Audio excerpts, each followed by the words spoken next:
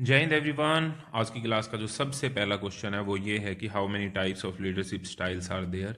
नेतृत्व शैलियों की कितनी प्रकार होते हैं, यानी कि नेतृत्व की जो शैलियाँ होती हैं वो कितने प्रकार की होती हैं।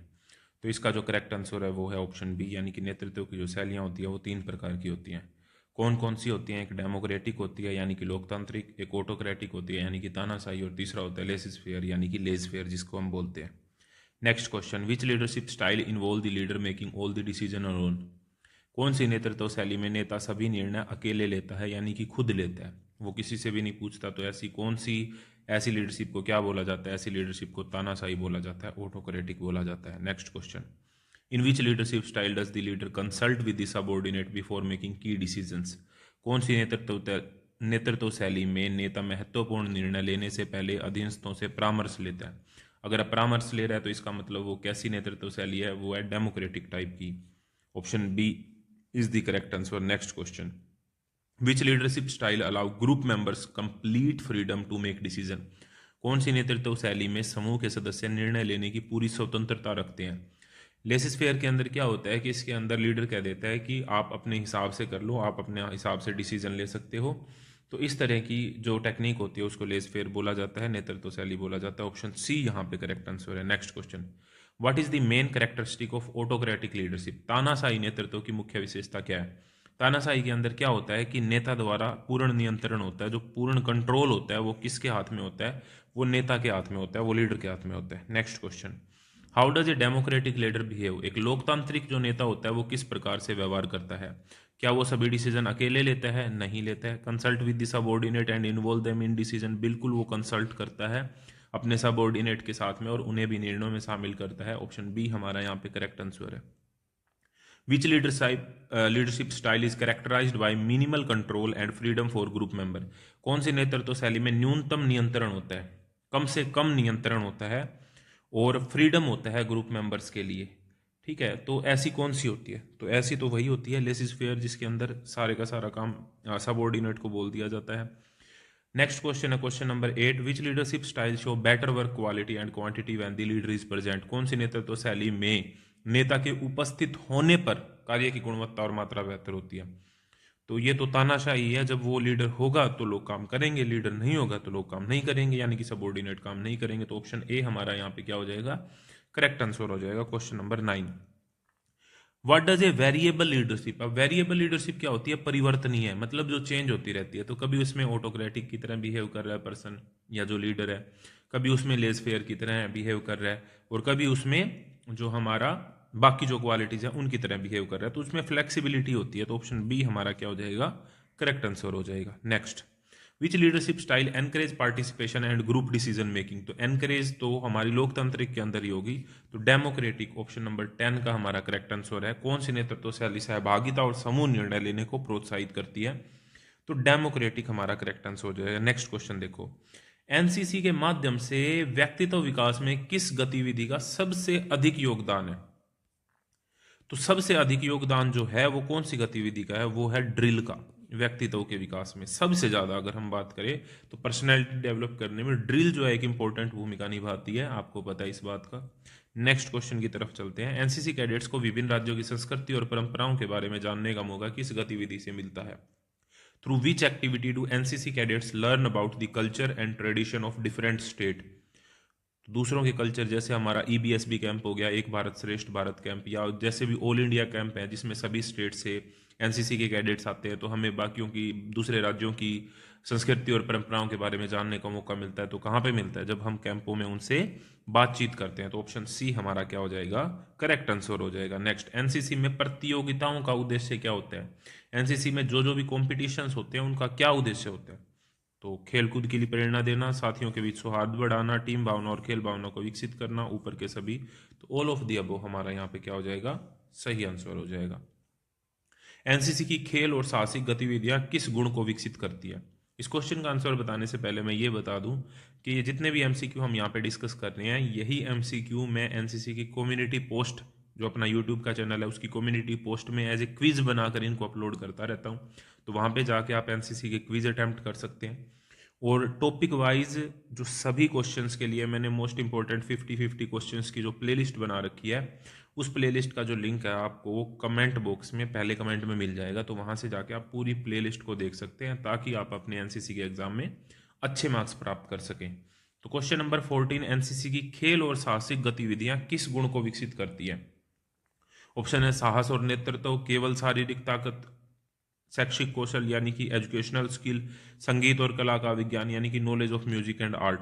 खेल और साहसिक की बात हो रही है तो उससे साहस भी डेवलप होता है यानी कि करेज भी डेवलप होता है, और नेतृत्व क्षमता यानी कि लीडरशिप स्किल भी डेवलप होती है। ऑप्शन ए हमारा यहाँ पे करेक्ट आंसर है। एनसीसी के ड्रिल अभ्यास का मुख्य उद्देश्य क्या है? ड्रिल क्यों कराई जाती है? तो ड्रिल में जो मेन उद्देश्य जो है वो अनुशासन के लिए और आत्मविश्वास को बढ़ाने के लिए, enhance the discipline and confidence. What is the primary objective of NCC drill participation? Enhance discipline and confidence. Next question.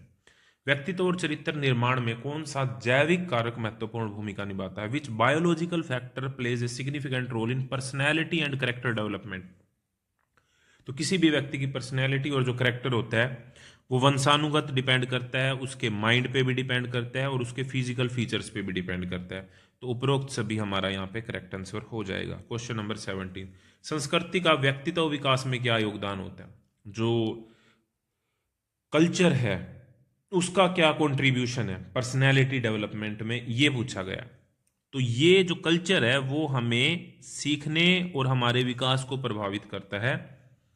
It influences learning and growth. अच्छा, जैविक कारकों को नियंत्रण नहीं, जैविक जो बायोलॉजिकल फैक्टर है उनको कल्चर कैसे नियंत्रण कर सकता है? उसको नहीं नियंत्रण कर सकता। तो इसका जो करेक्ट आंसर है वो है हमारा ऑप्शन 1, यह सीखने और विकास को प्रभावित करता है। It influences learning and growth. Next, व्यक्तित्व निर्माण में पारिवारिक और सामाजिक कारकों की मुख्य भूमिका क्या है? पर्सनैलिटी जो डेवलपमेंट होती है हमारी, आपको यह भी बता दूं, ये जो लीडरशिप और पर्सनैलिटी डेवलपमेंट का हम टॉपिक कर रहे हैं ये मैक्सिमम मार्क्स का आता है आपके एग्जाम में, बहुत ही ज्यादा मार्क्स का आता है और सबसे इंपॉर्टेंट क्वेश्चन है। ठीक है, तो क्वेश्चन क्या है हमारा? व्यक्तित्व निर्माण में पारिवारिक और सामाजिक कारकों की भूमिका क्या है? तो वे समाजीकरण के माध्यम से व्यक्तित्व को आकार देते हैं। They shape personality through socialization. Option B हमारा यहाँ पे करेक्ट आंसर है। घर का वातावरण व्यक्तित्व निर्माण में किस प्रकार योगदान देता है? घर का जो वातावरण होता है उससे भी इफेक्ट पड़ता है मनुष्य की पर्सनैलिटी के ऊपर, उसकी पर्सनैलिटी डेवलपमेंट के ऊपर। और कैसे पड़ता है? ये मानसिक और शारीरिक विकास को प्रभावित करता है। It influences mental and physical development. अगर घर में अच्छा खाने पीने के लिए तो उसका फिजिकल अच्छा होगा, अगर शांति से रहते हैं तो उसका मानसिक अच्छा होगा। नेक्स्ट क्वेश्चन, व्यक्तित्व किन मुख्य तत्वों से निर्मित होता है? जो व्यक्तित्व है यानी कि जो पर्सनैलिटी है उसमें कौन कौन से प्रमुख तत्व होते हैं, कौन कौन से प्रमुख कंपोनेंट होते हैं? तो धारणा, सीखने की क्षमता, शारीरिक बनावट यानी कि perception, learning ability and physical structure. Only social group, only वाला तो आंसर होता ही नहीं है। ओनली हेरिडिटी नहीं, ओनली फिजिकल नहीं, ये सारी चीजें मैटर करती हैं। तो ऑप्शन ए हमारा करेक्ट आंसर हो जाएगा। धारणा, सीखने की क्षमता और शारीरिक बनावट। एक देश के भविष्य का सीधा संबंध किससे होता है? तो कोई भी देश है उसका जो फ्यूचर है वो किस पे डिपेंड करेगा? उसके लोगों पे डिपेंड करेगा, उसके ह्यूमन बींग की क्वालिटी पे डिपेंड करेगा। तो यहाँ पे आप लिख सकते हैं उसके जो लोग हैं, उसकी जो जनता है, उसकी गुणवत्ता पे डिपेंड करता है किसी भी देश का फ्यूचर जो होता है, what is directly related to the future of the nation, तो quality of its human being. Next, व्यक्तित्व का अर्थ केवल किससे जुड़ा है? पर does personality only relate to, only पूछ रखा है। तो क्या सिर्फ शारीरिक बनावट से है? नहीं। क्या सिर्फ मानसिक योग्यता से? नहीं, दोनों से है। पर्सनैलिटी की बात हो रही है तो फिजिकली भी अच्छा दिखना चाहिए पर्सन और मेंटली भी अच्छा होना चाहिए, दोनों क्वालिटी उसमें होनी चाहिए। नेक्स्ट क्वेश्चन की तरफ हम बढ़े।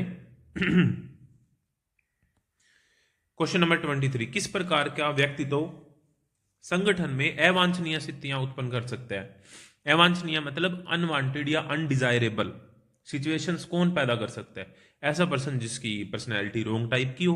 तो रोंग काइंड की जो पर्सनैलिटी का पर्सन है वो कहीं पे भी अनडिजायरेबल सिचुएशंस यानी कि अवांछनीय स्थितियां उत्पन्न कर सकता है किसी भी ऑर्गेनाइजेशन में। नेक्स्ट, एक व्यक्तित्व के चरित्र का मुख्य रूप से कब विकसित होता है? कोई भी पर्सन है उसकी जो पर्सनैलिटी है वो कब डेवलप होती है? तो वो सबसे ज्यादा जो डेवलप होती है वो फॉर्मेटिव ईयर्स यानी कि प्रारंभिक वर्षों के अंदर होती है। तो ऑप्शन 2 यानी कि बी है जो हमारा करेक्ट आंसर है। यहाँ पे बुजुर्ग अवस्था में इतनी पर्सनैलिटी डेवलप नहीं होती जितनी प्रारंभिक वर्ष, सबसे ज्यादा मुख्य रूप से। नेक्स्ट क्वेश्चन, अच्छे चरित्रों के गुणों में क्या शामिल है? कोई भी पर्सन है, अगर हम कहते हैं कि उसका चरित्र अच्छा है, उसकी पर्सनैलिटी अच्छी है, तो क्या शामिल है? नैतिक साहस और जिम्मेदारी, सही है। ईमानदारी और सहानुभूति, सही है। ज्ञान और सहयोग, ये भी ठीक है, यानी कि उपरोक्त सभी। तो ऑप्शन डी हमारा क्या है? करेक्ट आंसर हो जाएगा।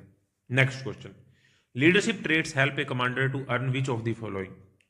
जो नेतृत्व के गुण होते हैं वो कमांडर को क्या अर्जित करने में मदद करते हैं? धन, फियर, लेजीनेस, नहीं, ओबीडियंस। ऑप्शन बी हमारा आज्ञाकारिता करेक्ट आंसर हो जाए। What does alertness? अलर्टनेस का क्या मतलब होता है? अलर्टनेस का मतलब होता है सतर्कता। और अगर किसी भी लीडर के अंदर अलर्टनेस है, सतर्कता है, तो उसको क्या फायदा होगा? उसको पता लग जाएगा कि कौन सी अपॉर्चुनिटी आने वाली है, वो सतर्क रहेगा, तो अवसरों को प्राप्त करना, अपॉर्चुनिटी को सीज कर सकता है। ऑप्शन बी हमारा यहाँ पे करेक्ट आंसर हो जाएगा। Which trait is related to creating a favourable impression and confidence? कौन सा गुण अनुकूल छवि और आत्मविश्वास पैदा करने में संबंधित है? अनुकूल छवि और आत्मविश्वास दोनों चीजें। छवि यानी कि पर्सनैलिटी, इंप्रेशन, इंप्रेशन पड़ता है हमारी ड्रेसिंग सेंस से, हमारी पर्सनैलिटी से। पर्सनैलिटी के अंदर मेन हम किस तरीके से चल रहे हैं, हमारे गेस्चर, हमारे पोस्चर, हमारे कपड़े पहनने का तरीका, और उस चीज को क्या कहते हैं? उस चीज को हम बोलते हैं बियरिंग। तो ऑप्शन बी हमारा यहाँ पे करेक्ट आंसर हो जाएगा क्वेश्चन नंबर 28 के लिए। नेक्स्ट क्वेश्चन पे चलते हैं।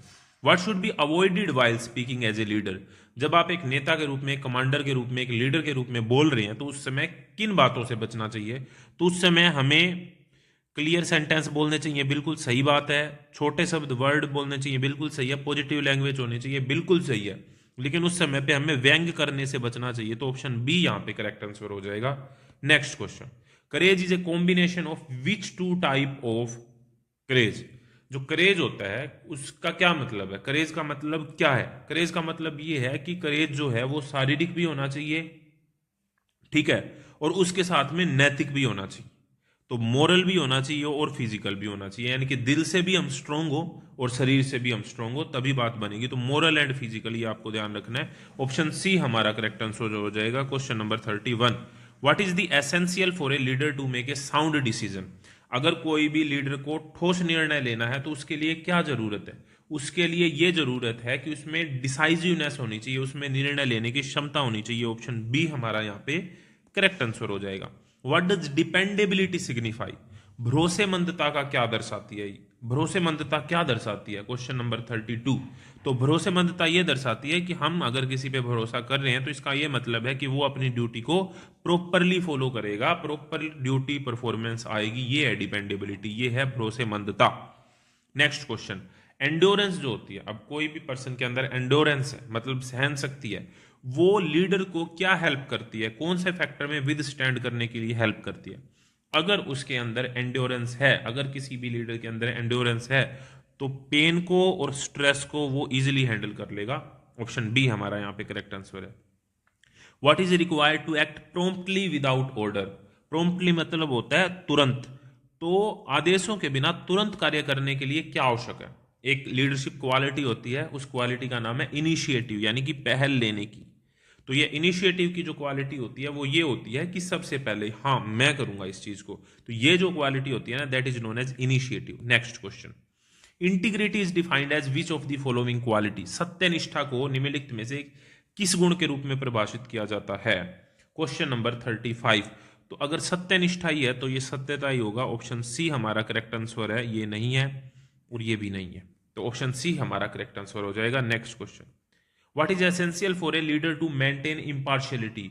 इम्पार्शियलिटी है निष्पक्षता, हम किसी के साथ भी पार्शियलिटी नहीं कर रहे। अगर उसको इस चीज को मेंटेन करना है तो उसके लिए किस चीज की आवश्यकता है?